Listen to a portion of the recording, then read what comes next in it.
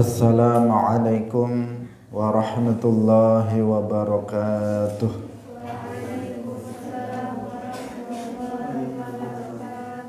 Alhamdulillahi rabbil alamin.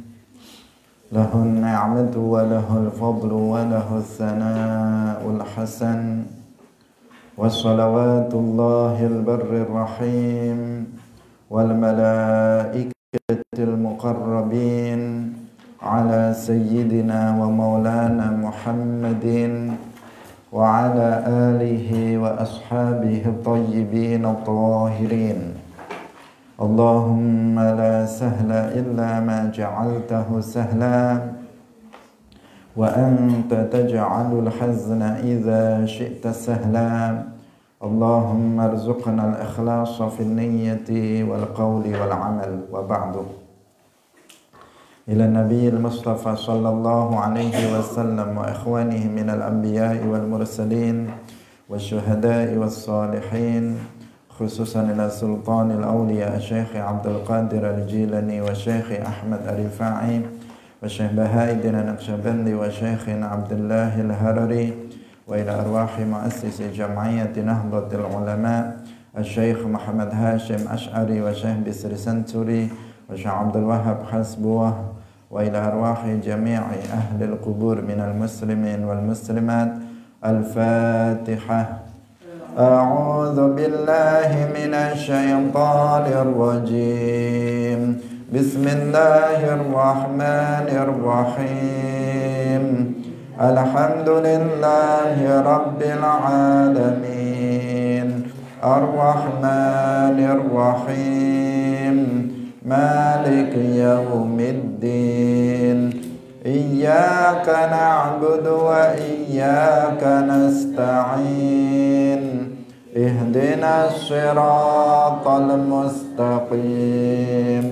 Siratal ladzina an'amta 'alaihim ghairil maghdubi 'alaihim waladdallin. Amin. Hadirin hadirat kaum muslimin muslimat, pemirsa Madu TV rahimakumullah. Alhamdulillah, kita bersyukur kepada Allah Subhanahu wa taala.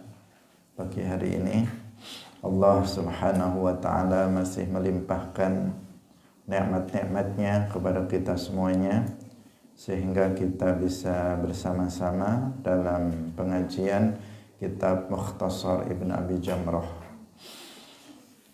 Semoga Allah Subhanahu wa taala memberikan keistiqomahan dan menganugerahkan ilmu yang manfaat, barokah fid dunya wal akhirah.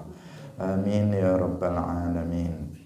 Salawat dan salam semoga tetap terlimpahkan kepada Nabi Agung Nabi Muhammad sallallahu alaihi wasallam, para sahabatnya, keluarganya, serta seluruh umat Islam yang mengikuti beliau ila yaumil qiyamah. Hadirin rahimakumullah, jangan lupa untuk mengikhlaskan niat kita masing-masing.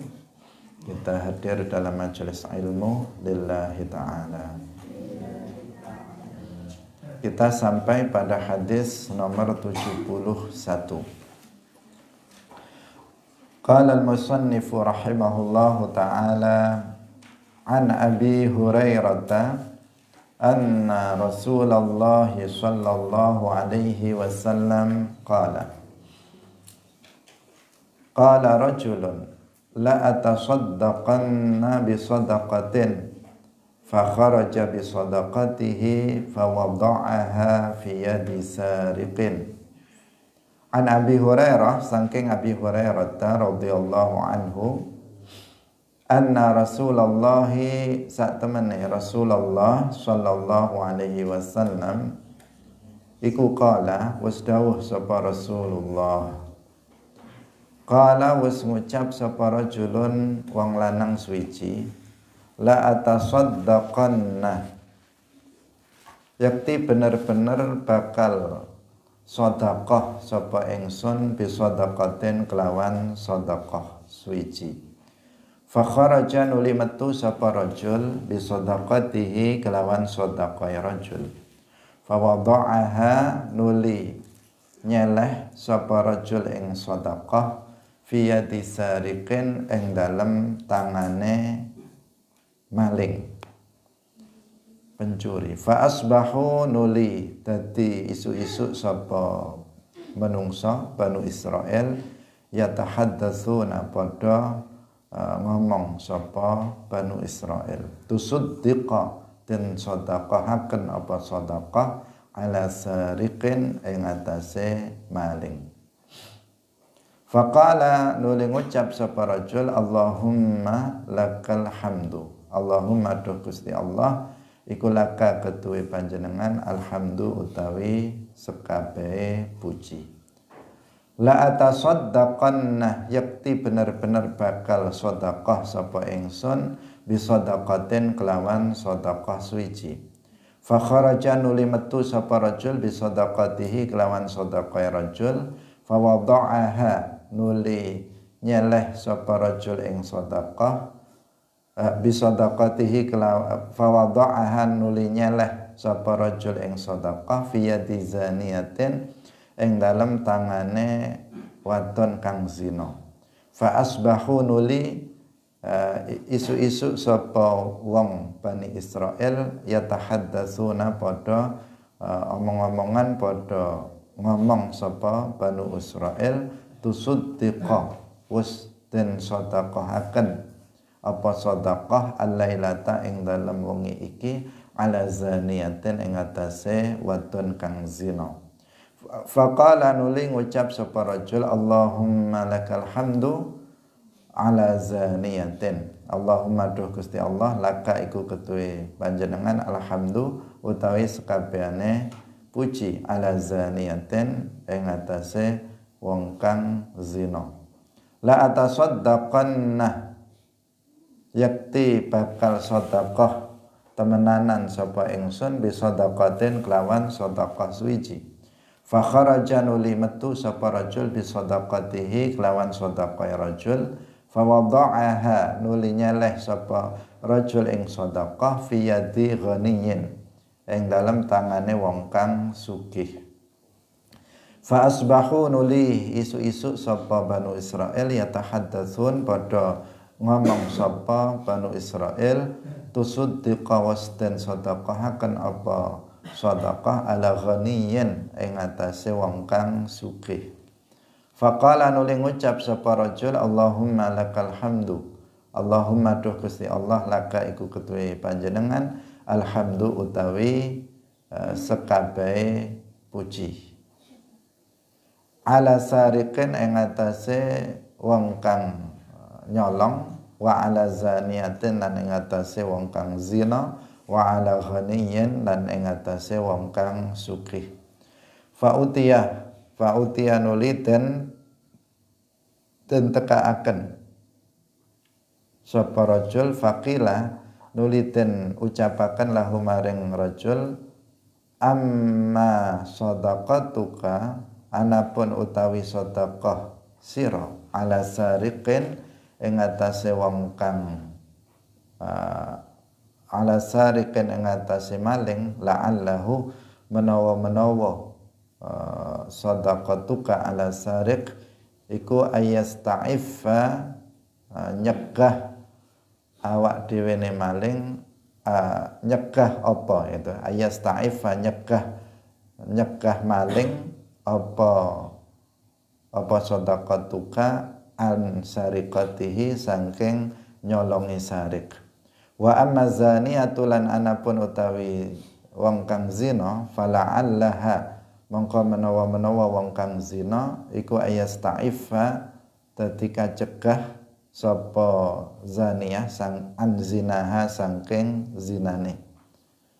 Jadi tadi la'allahu menawa sarik gitu ya. La'allahu menawa sarik iku ayasta'iffa kacegah sapa sarik an sariqatihi saking nyolonge sarik.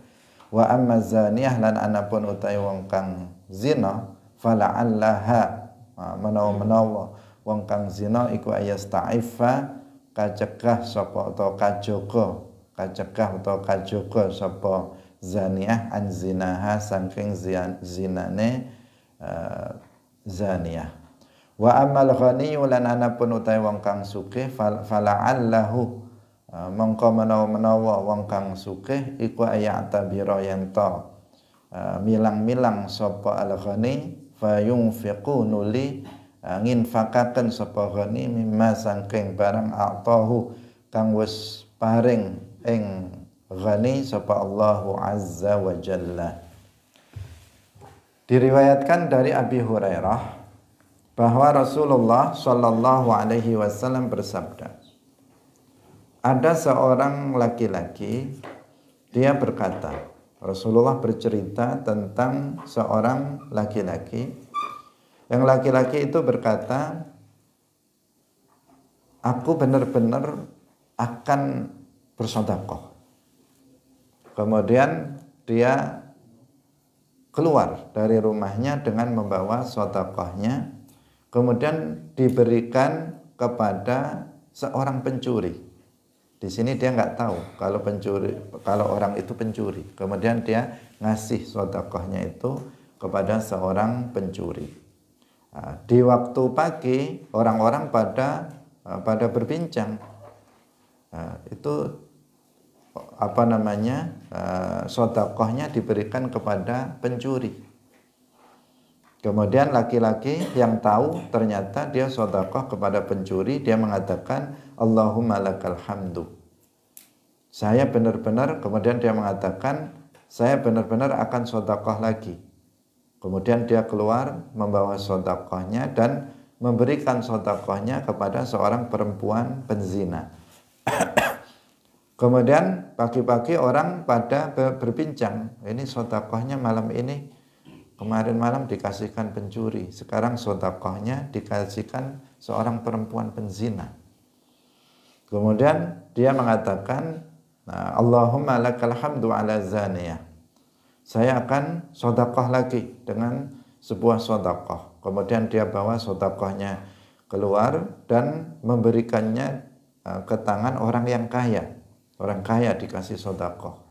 Fa asbahu, maka pagi-pagi orang-orang pada berbincang, ini sedekahnya sekarang malam ini dikasihkan kepada orang kaya. Kemudian orang itu mengatakan Allahumma lakal hamdu ala sariqin wa ala zaniyatin wa ala ghaniyin. Kemudian dia didatangkan dan ada seorang yang berkata kepadanya, sedekah kamu kepada pencuri, semoga itu menjadi penyebab dia kemudian nggak mencuri lagi, istilahnya begitu. Dia akan terjaga dari perbuatan mencuri. Sedangkan sedekah kamu kepada seorang penzina, semoga dengan sebab itu penzina itu dia kemudian tercegah dari perbuatan zinanya. Sedangkan sedekah kamu pada orang kaya, semoga dengan sebab itu dia kemudian mengambil pelajaran dari itu dan kemudian dia mau menginfakkan apa yang telah Allah berikan kepada dia. Hadirin rahimakumullah, ada beberapa hal pelajaran yang bisa kita ambil dari hadis ini. Diceritakan dalam hadis ini ada seseorang itu bersedekah. Kemudian dia sedekahnya ternyata tidak kepada orang yang tepat. Pertama dia sedekah kemudian diberikan kepada pencuri. Jadi yang disedekahi itu seorang pencuri. Tetapi dia nggak tahu. Dia sedekah kepada pencuri itu dia nggak tahu, dikira ya orang yang membutuhkan sedekah, kemudian dia kasih sedekah. Baru kemudian orang-orang pada berbicara sehingga dia menjadi tahu ternyata tadi malam dia sedekah sama seorang pencuri. Pada waktu berikutnya dia sedekah lagi.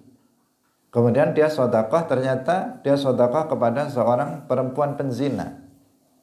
Dia nggak tahu kalau dia sedekah kepada penzina. Dikiranya ya sedekah kepada orang yang tepat. Nah, Sampai kemudian orang-orang pada bilang malam ini sedekahnya dikasihkan kepada seorang penzina.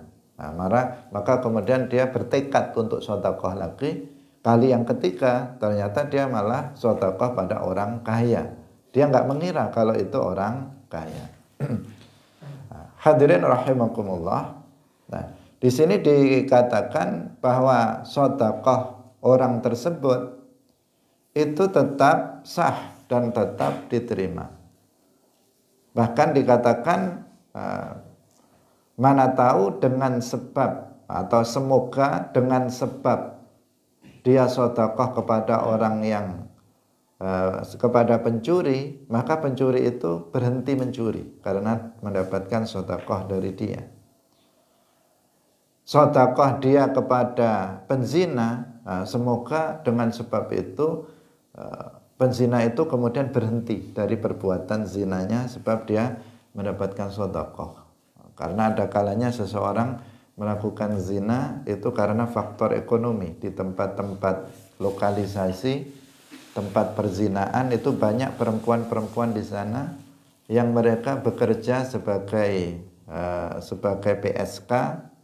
Itu alasan utamanya adalah faktor ekonomi.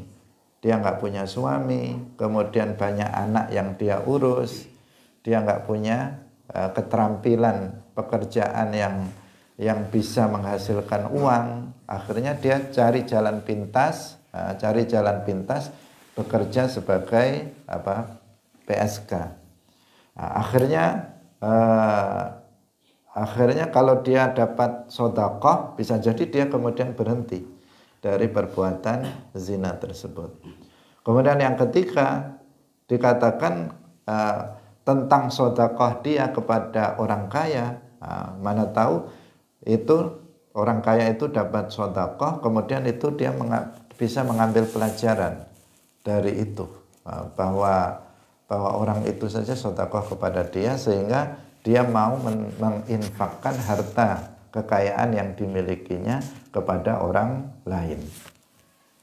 Hadirin rahimakumullah, ini menunjukkan bahwa sedekah itu tetap sah, sedekah sunnah. Ya, sekali lagi, sedekah sunnah itu tetap sah meskipun diberikan kepada sembarang orang. Nah, sedekah sunnah atau tatawwu itu tetap sah meskipun diberikan kepada sembarang orang. Hukum ini berbeda dengan sedekah wajibah yang disebut dengan zakat. Nah, jangan sampai salah tempat, karena zakat itu juga disebut sedekah. Innamas shadaqatu lil fuqara. Tapi namanya sedekah wajibah, sedekah yang wajib. Nah, sedekah yang wajibah, sedekah yang wajib seperti zakat itu nggak boleh diberikan kepada sembarangan orang. Dia harus diberikan kepada mustahiq, orang yang berhak untuk menerima zakat itu. Nggak boleh semua orang atau sembarangan orang dikasihkan. Kalau ada orang membayar zakat kemudian dia ngawur ternyata diberikan kepada orang kaya, zakatnya sah atau tidak? Tidak sah. Ada seseorang karena nggak punya ilmu, nggak pernah belajar tentang zakat, kemudian zakat malnya atau zakat fitrahnya itu diberikan kepada misalnya untuk pembangunan masjid, pembangunan mushola, pembangunan pondok pesantren, sah atau tidak? Tidak sah, karena itu bukan mustahiq zakah. Ada seseorang karena kebodohannya dia memberikan zakatnya kepada anak yatim, sah atau tidak zakatnya? Tidak sah, karena untuk zakat yang wajib itu sudah ada 8 asnaf yang berhak menerimanya sebagaimana disebutkan di dalam Al-Quran surat At-Taubah ayat 60. Jadi hanya mereka yang berhak untuk menerimanya dan tidak boleh diberikan kepada selainnya. Tetapi untuk sedekah sunnah itu berbeda. memang orang yang paling berhak untuk kita sedekah itu adalah orang-orang soleh, orang-orang yang membutuhkan, orang yang soleh. Pertama adalah dalam sedekah itu kita utamakan kerabat kita, kerabat dekat kita yang membutuhkan. Kemudian itu dalam hal sedekah, baru kemudian orang lain yang membutuhkan. Dan yang paling utama kita itu juga bersedekah itu kepada orang yang soleh, orang yang dari sisi agamanya, pengamalan agamanya itu baik. Itu kita memilih mereka, kita sedekah kepada, misalnya apalagi dia orang miskin, orang fakir, tetapi dia orang yang baik, orang yang soleh, maka kita utamakan sedekah sunnah kita berikan kepada dia, bukan kepada orang fasik. Disebutkan di dalam sebuah hadis, wala ya'kul ta'amaka illa taqi. Artinya sebaiknya yang memakan makanan kamu, sedekah kamu, itu adalah orang yang bertakwa. Itu sebaiknya, bukan wajib seperti itu, tetapi sebaiknya sedekah kita berikan kepada orang-orang yang bertakwa, orang-orang yang soleh. Tidak diberikan kepada orang-orang fasik, pencuri, penzina, atau pemabuk.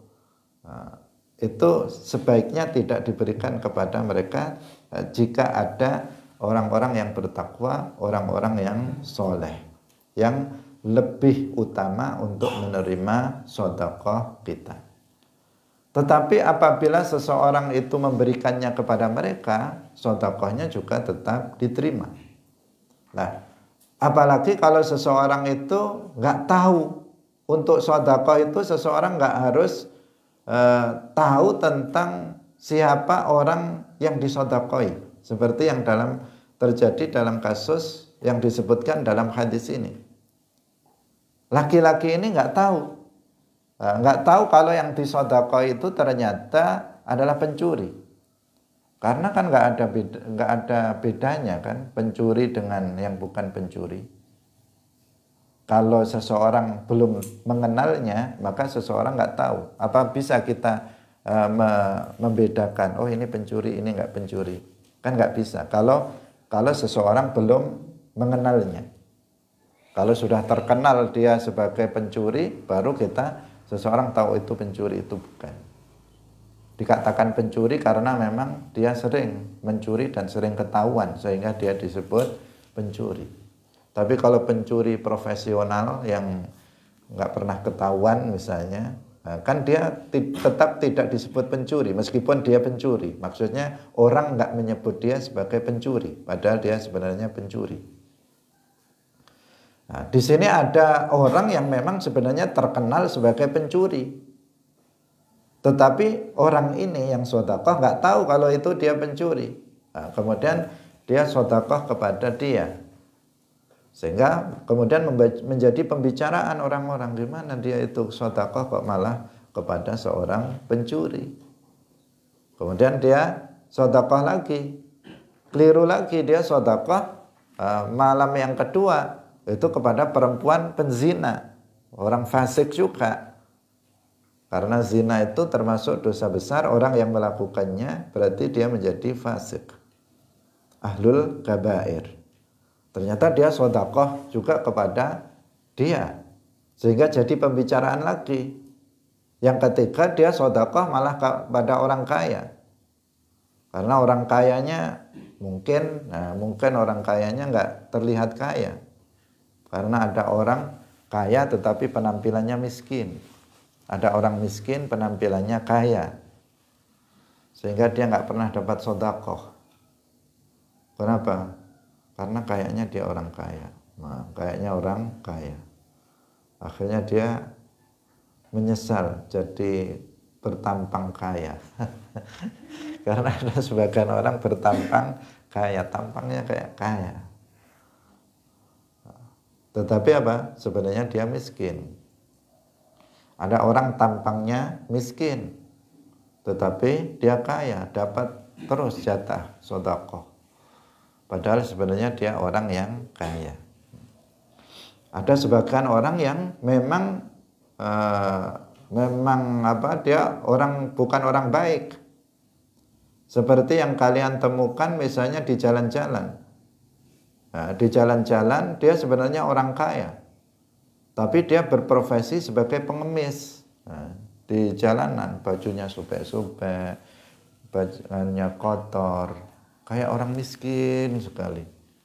Nah, akhirnya kita lihat tampangnya memang ini orang miskin, kemudian kita kasih sedekah kepada dia. Nah, di sini kasih sedekah, karena memang zahirnya dia orang yang miskin.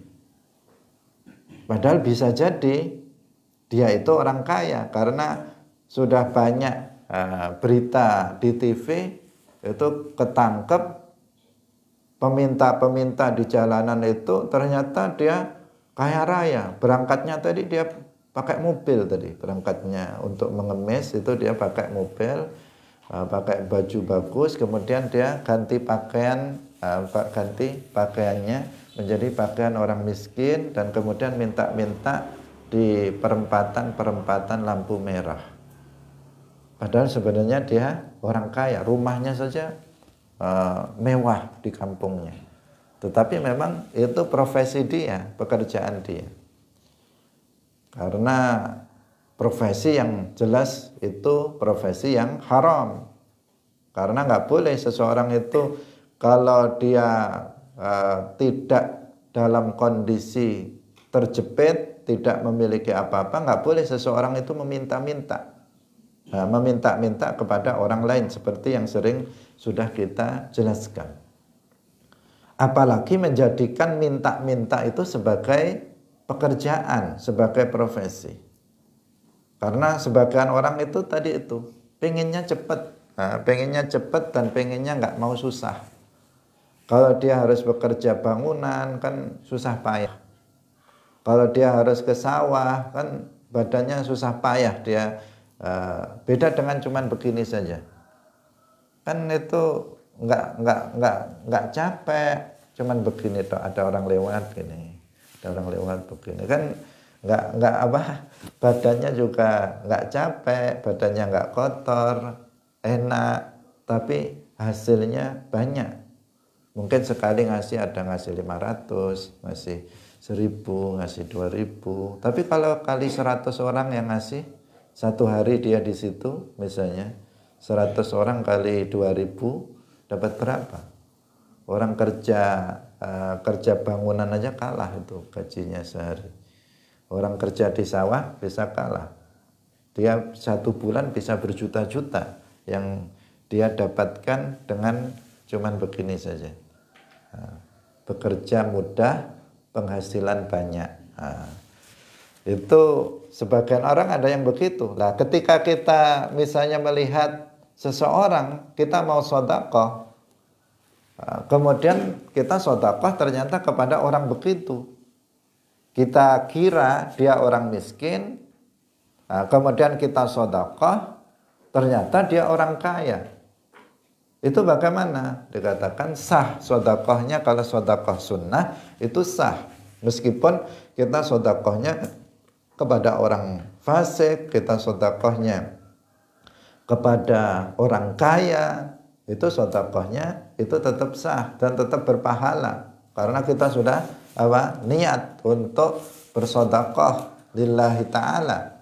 Maka kita akan mendapatkan pahala dari sedekah yang kita lakukan.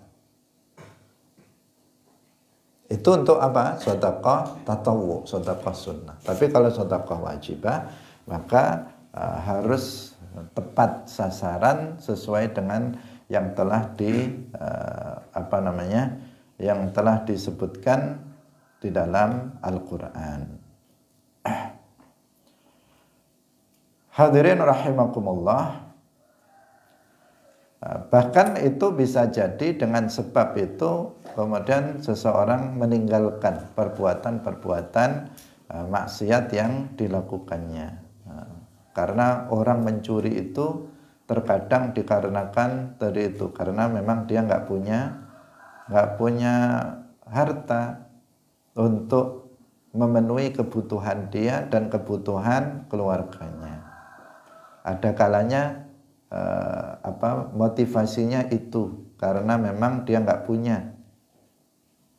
Ada sebagian orang mencuri itu bukan karena faktornya itu, tetapi karena memang sifatnya, dan sifat orang itu memang buruk, atau karena memang dia tadi itu ingin mendapatkan uang dengan cara cepat.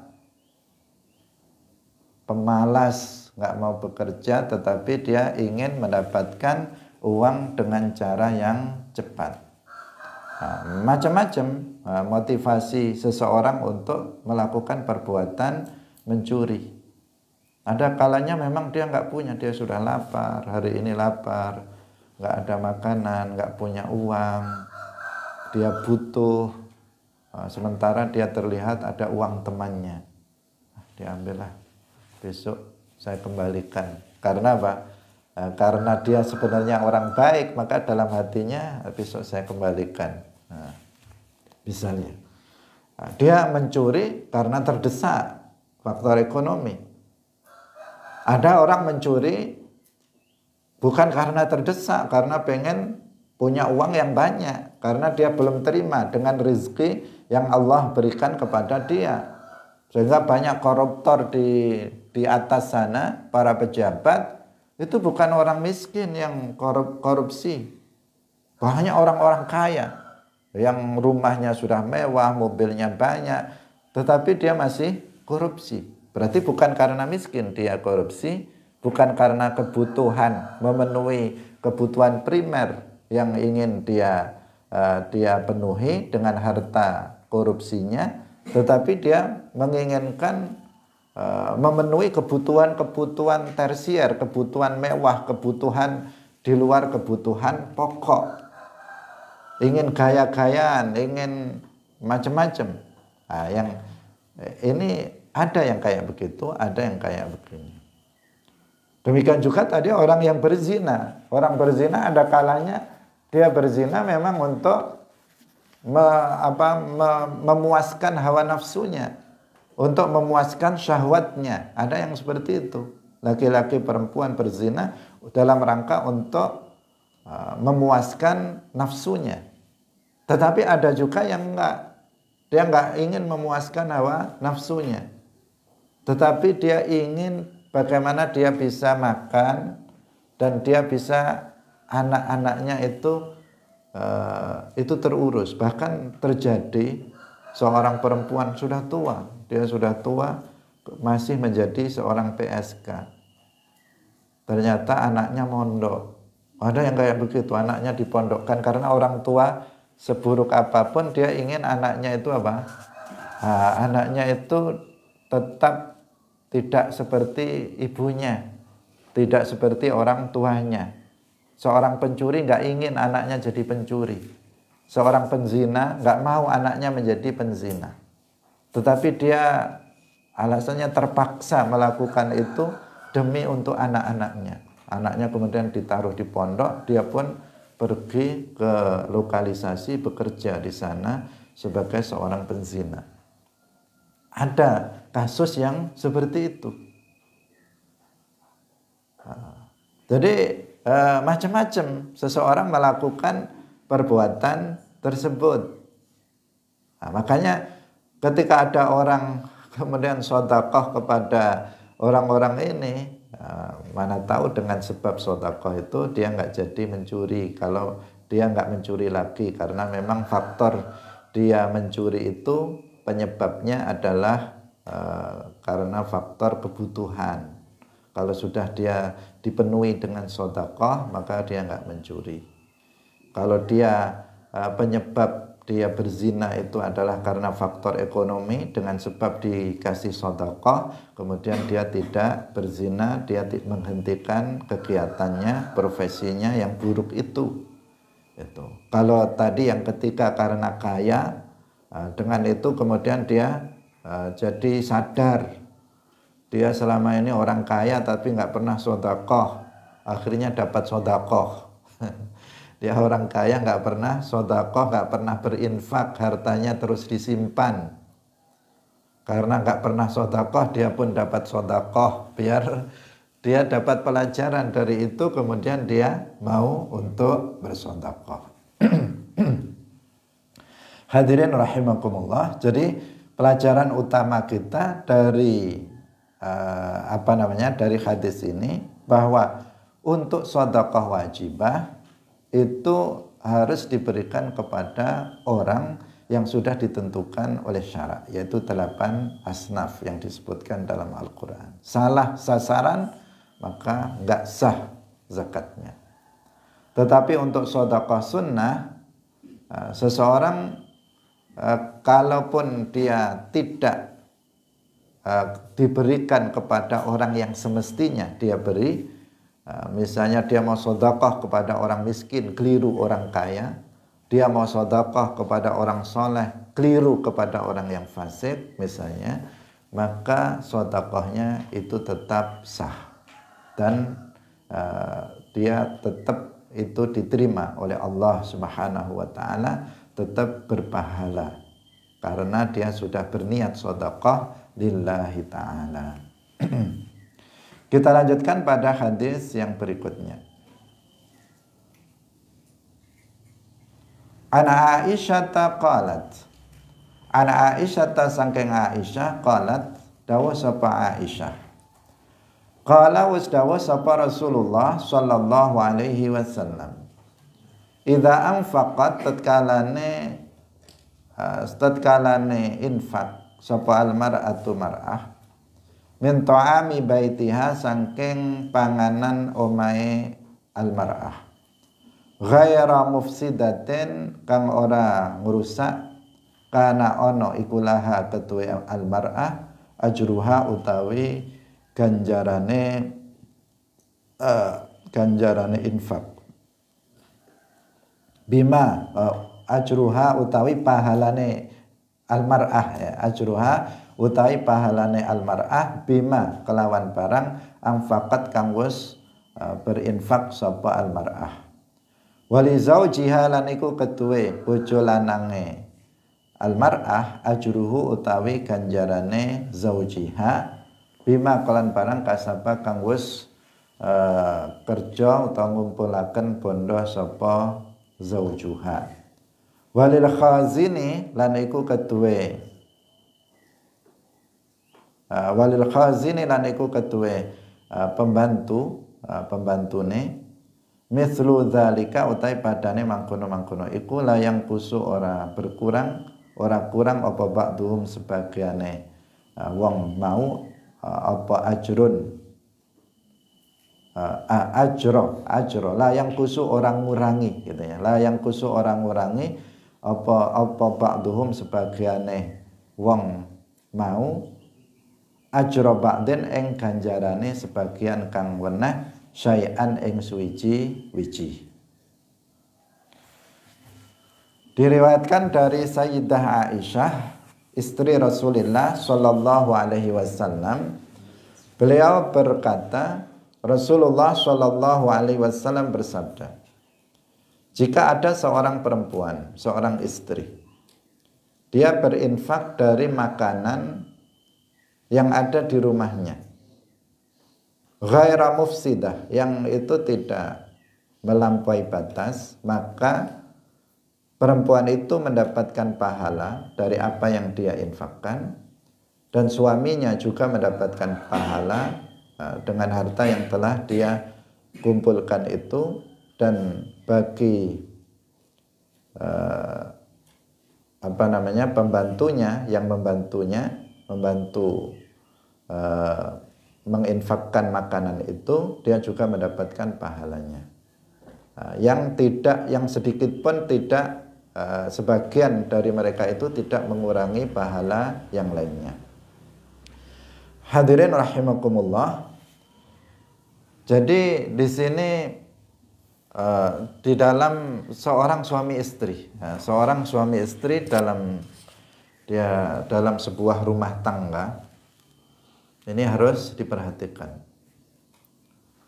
Terkadang dalam rumah suaminya, ini rumah suaminya, seorang istri ikut suaminya. Kemudian apa yang ada di dalam rumah itu juga milik dari suaminya. Dia memasak makanan misalnya, itu punya suaminya. Kemudian istrinya tanpa sepengetahuan suaminya, dia bersedekah dengan sesuatu yang milik suaminya.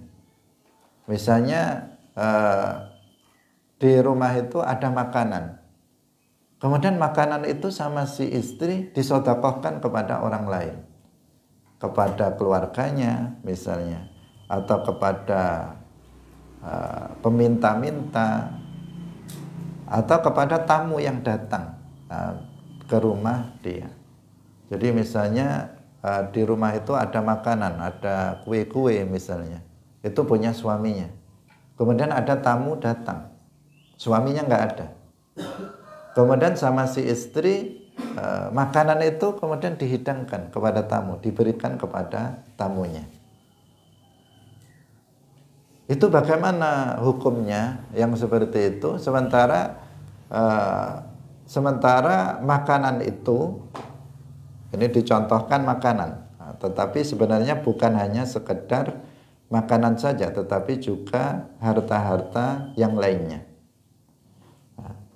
Bagaimana hukum si istri itu melakukan perbuatan yang semacam itu tanpa izin kepada suaminya? Kalau sudah izin kepada suaminya, tidak kita bahas, sudah pasti itu diperbolehkan. Misalnya dia mengatakan, "Mas, nanti makanan-makanan ini saya sedekahkan ya." Ya, nggak apa-apa, silakan. Kalau itu sudah nggak perlu dibahas, sudah pasti diperbolehkan. "Mas, nanti makanan ini daripada nggak dimakan, kita kasihkan fakir miskin, kita kasihkan tetangga-tetangga kita." Iya, nah, itu sudah nggak ada masalah, karena sudah jelas itu dengan keridhaan dari sang suami. Nah, sekarang yang dibahas itu si istri memberikan makanan atau harta selain makanan kepada misalnya keluarga suami, kepada tamu, kepada peminta-minta yang datang ke rumah dia. Dia kasihkan, dia sedekahkan, dia infakkan tanpa seizin dari suami. Itu hukumnya bagaimana? Nah, di sini dilihat apabila yang diberikan oleh si istri itu berupa makanan atau berupa selain makanan, yang itu dikatakan di sini ghaira mufsidah. Ghaira mufsidah itu tidak melampaui batas. Yang dimaksud kalau arti awalnya ghaira mufsidah itu yang tidak merusak. Yang tidak merusak itu maksudnya yang tidak melampaui batas kebiasaan dan batas pada umumnya. Tidak melampaui pada batas itu. Artinya biasanya kalau si istri memberikan makanan kepada orang lain dalam jumlah sekian meskipun tanpa izin suami, suami itu ridho, biasanya ridho. Nah, biasanya itu ridho. Bukan ridho ini, bukan. Jadi bukan ridho nama santri. Tetapi dia biasanya itu rela, nggak apa-apa. Kalau misalnya cuman ngasih satu piring nasi misalnya, atau satu makanan sedikit saja, apalagi untuk tamu, sekedarnya. Menurut ukuran kebiasaan, biasanya kalau suami kayak gitu nggak mempermasalahkan dan ridho, terima, nggak mempermasalahkan akan diberikan kepada siapa. Jika masih dalam batas itu, maka dikatakan di sini si istri akan mendapatkan pahalanya, pahala sedekahnya. Suami yang punya harta itu juga akan mendapatkan pahalanya.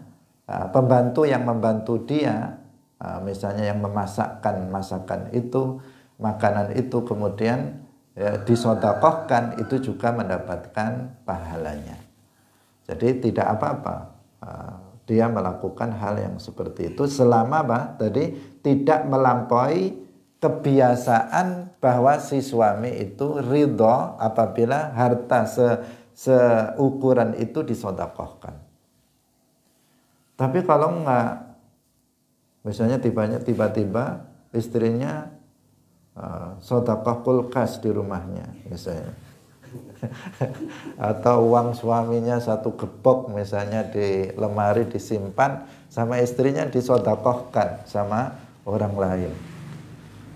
Nah ini kan melampaui batas kebiasaan. Ini harus izin dulu kalau kayak begini. Jadi duit suaminya merah-merah beberapa gepok, nggak ada, ternyata ditanya tadi ada pengemis saya kasihkan semua misalnya. Nah, kalau yang seperti itu nggak boleh, karena itu apa? Namanya mufsidah. Nah, mufsidah. Kalau mufsidah itu maksudnya dia melampaui batas kebiasaan suami ridho. Kalau sudah lebih dari itu, biasanya suami nggak ridho lah. Kenapa disodakohkan? Kita kan masih butuh. Kita mau punya perlu ini itu, kok malah kamu sodakohkan? Nanti suaminya nggak ridho. Biasanya kalau jumlah tertentu. Kalau jumlahnya jumlah kecil, jumlah yang biasanya orang ridho, maka si istri nggak apa, dia sodakoh dengan harta suaminya tanpa seizin suami. Karena menurut ukuran biasa, kebiasaan orang itu dia ridho. Nah, intinya dia tahu, si istri itu tahu bahwa kalau dia kasih ini, maka suaminya itu ridho. Dia juga harus memandang kebiasaan suami juga. Kalau suaminya itu memang orang yang nggak suka memberi misalnya, nggak senang meskipun sedikit harus izin, ya si istri jangan melakukannya. Tetapi kalau si suami itu nggak mempermasalahkan, biasanya juga ridho saja, ridho itu rela apabila hartanya yang sedikit dari hartanya disodakohkan kepada orang lain. Ada pengemis datang misalnya dikasihkan 2.000, dikasihkan 5.000, suami ridho. Yang seperti itu biasanya ridho meskipun nggak izin, tetapi biasanya ridho. Maka di sini si istri nggak apa-apa melakukan itu, bahkan dikatakan si istri dapat pahala, si suami dapat pahala. Tapi catatannya di sini yang harus dipahami ghaira mufsidah, yang maknanya tidak melampaui batas, baik dari sisi syarak maupun dari sisi uruf. Dari sisi syarak juga demikian, tidak melampaui batas dalam ukuran takaran syarak dan tidak melampaui batas dalam ukuran uruf, dalam ukuran kebiasaan. Hadirin rahimakumullah, karena biasanya suaminya itu memaafkan, suaminya itu ridho, dia tahu nggak mungkin suaminya nggak ngasih, langsung dia ambil inisiatif untuk melakukannya, karena suaminya nggak ada di rumah, suaminya kerja, sementara ada tamu datang. Kalau dia menunggu misalnya izin suaminya, ya nanti gimana dia akan menyambut tamunya. Tehnya suaminya, kemudian mau buat kopi harus izin dulu, mau buat mau sodakoh makanan kue-kue harus izin dulu, nanti akan merepotkan. Nah, hal-hal yang kecil yang menurut kebiasaan suami ridho, silahkan si istri melakukannya, sodakoh dengan harta milik suaminya tersebut. Tapi catatannya tadi sekali lagi ghaira mufsidah, artinya tidak melampaui batas dalam ukuran syarak maupun dalam ukuran uruf, dalam ukuran kebiasaan. Hadirin rahimakumullah. Kemudian yang berikutnya, hadis yang berikutnya insya Allah kita baca dalam pertemuan berikutnya. Karena waktunya sudah mepet. Semoga bermanfaat apa yang kita bahas pada pagi hari ini, menjadi ilmu yang barokah bagi kita fid dunya wal akhirah. Amin ya rabbal alamin. Barakallahu fikum wallahul muwaffiq ila aqwamit thariq. Wassalamualaikum warahmatullahi wabarakatuh. La ilaha illallah.